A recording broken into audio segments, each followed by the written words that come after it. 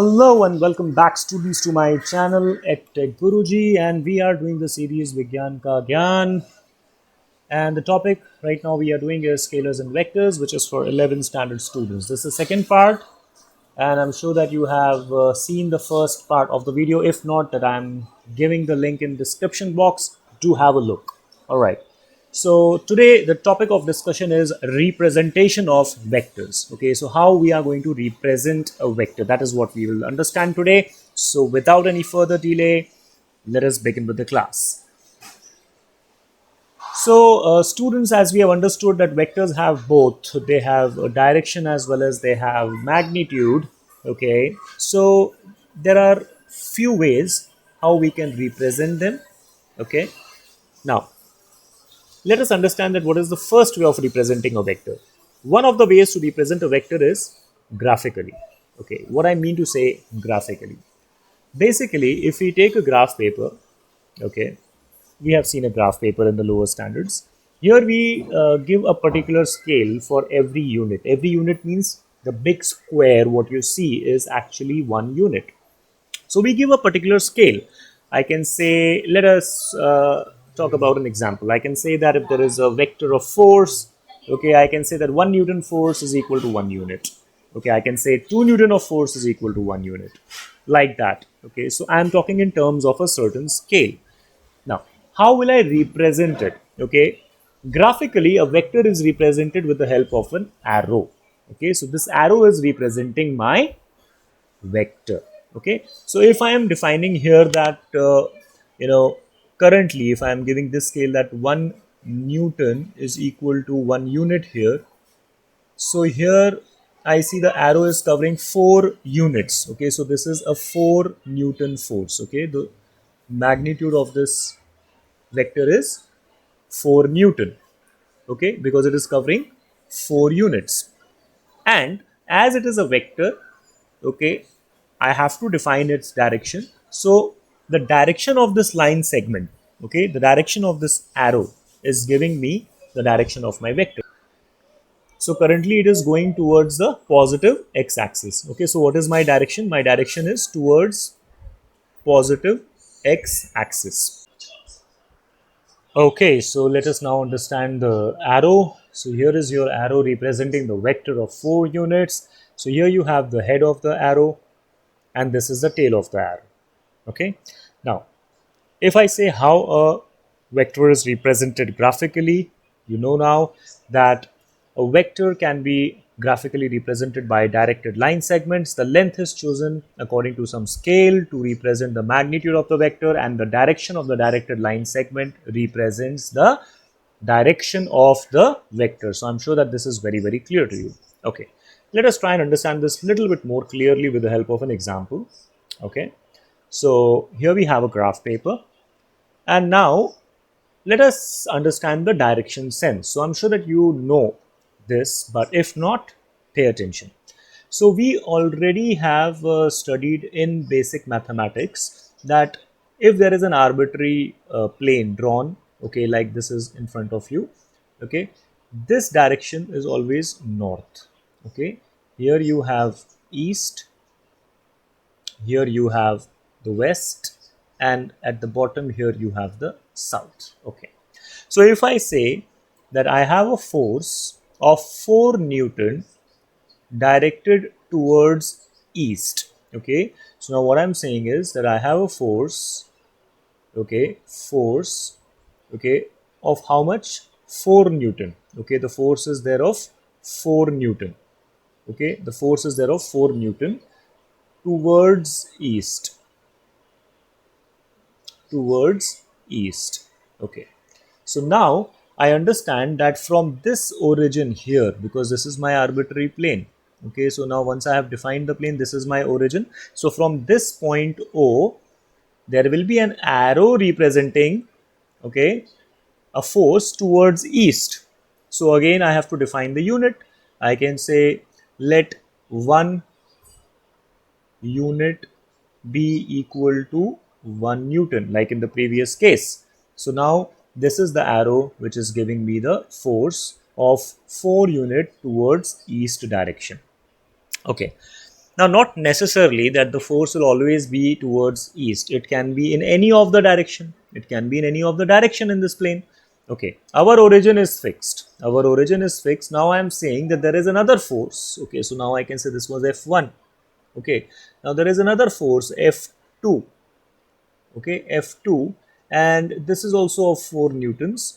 Now this is given 30 degrees, okay, 30 degrees north of east, 30 degrees north of east.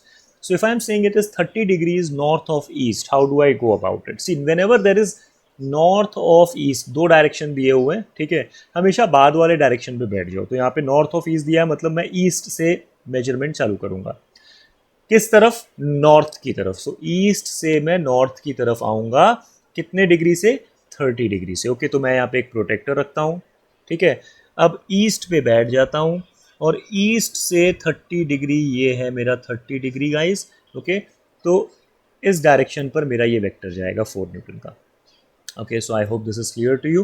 Okay, so here again, this is at 30 degrees from east, 30 degrees from east. Okay, if I would have said it is 30 degree east of north, then I would have sat on north and I would have gone 30 degree towards the east direction. I hope that this representation is very, very clear to you. Okay, now let us say that instead of 30 degree, it is only given to you, let us say it is only given to you that there is a force, let us say it is F3, which is okay, in the direction of northeast. Okay, so there is a 4 Newton force in the direction of northeast. Okay, so it is in the direction of northeast. Then what we will do? Okay, now degrees are not mentioned. So whenever it is written north, east, east, north, south, west, okay, all these things, northwest, okay, degrees are not given. So by default, it is at the center. Center मतलब किसी भी दो directions के बीच में 90 degree है, तो इसका मतलब वेक्टर जो है वो डायरेक्टेड है 45 डिग्रीज पे. ओके, तो ये हमेशा ध्यान रखना है. कितने पे है? 45 डिग्रीज पर. Okay, so this is one way, this is a graphical way how to represent, but you know it is very tedious. Take a graph paper, define a unit, then draw the long arrows. Now ये तो ठीक है, it is measurable 4 unit था. What if there is a 100 Newton force? You will say okay, we can say 1 unit is equal to 50 newtons. What if there is a 10,000 Newton force? And it is always not possible for us to draw the arrows. Okay, so we have another way of representing a vector. How to go about it? Before that, I'm sure that by now you are clear that what is the significance of the pointer. The pointer is representing the direction and the length has the significance of magnitude. So what is the other way? Okay, the other way is a symbolical way, and this is what we are going to use all the time. What do I mean by representing a vector symbolically? So guys, this is something you need to hear out properly. Okay, now there is a force vector, there is a velocity vector, any vector. Okay, so this is F. Now, how do I know whether it is vector or a scalar? To represent a vector, what I do is I put an arrow on the top of it like this. Okay, so I represent a vector like this. So A is a vector, so it is A vector. Arrow is my symbol of the A being a vector. Okay, now sometimes you also call it as A bar. Okay, sometimes you also call it A bar. In some foreign books, you may find that the arrow is not as I have mentioned here. It may be just a half arrow like this, so still you don't have to be confused. Or there is another way, you can write F in bold. In a lot of foreign authors, you will find that the vectors are written in bold. Okay, so or we can write the letter in bold. This is how we represent a vector quantity.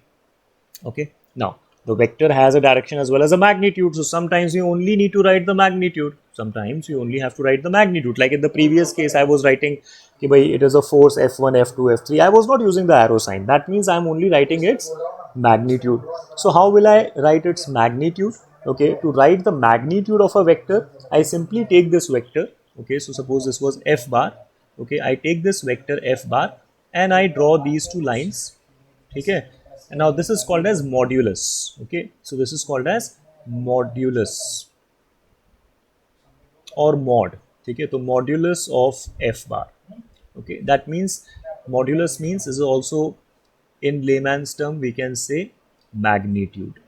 Okay, it is magnitude of f bar. So this is how we are representing it. Okay, so this is how I am representing my a vector. Okay, now a vector, if written like this, it is only representing the magnitude of a vector. Okay, or we can simply use the letter. Okay, so without being bold, bold है तो वो vector है, bold है तो वो vector है, और अगर खाली ऐसे लिख दिया जैसे मैं पहले लिख रहा था f1 f2 f, ठीक है, तो ये मतलब उसका क्या हो गया, ठीक है, नॉर्मल सिंबल है, बोल्ड नहीं है, ठीक है, not bold, okay, not bold, ठीक है, नॉर्मल है, तो ये उसका हो गया magnitude. So this is how we are going to represent a vector symbolically. So I hope that both the type of representations are clear to you, graphically as well as symbolically. We are going to use this extensively throughout 11th and 12th. Okay, so very, very important that you understand vectors. Okay, also in the next class we are going to discuss about types of vectors. So students, this is your chance to help your friends. Okay, subscribe the channel if not already, like the video, share the video and the channel with as many students, friends in your connect. Okay, share it on your social medias, Facebook, WhatsApp, Instagram, so that maximum students can get benefit from these videos. Here we are actually discussing the topic from the basics. So with that positive thought, your digital guru is signing off. Take care, keep learning. See you all soon.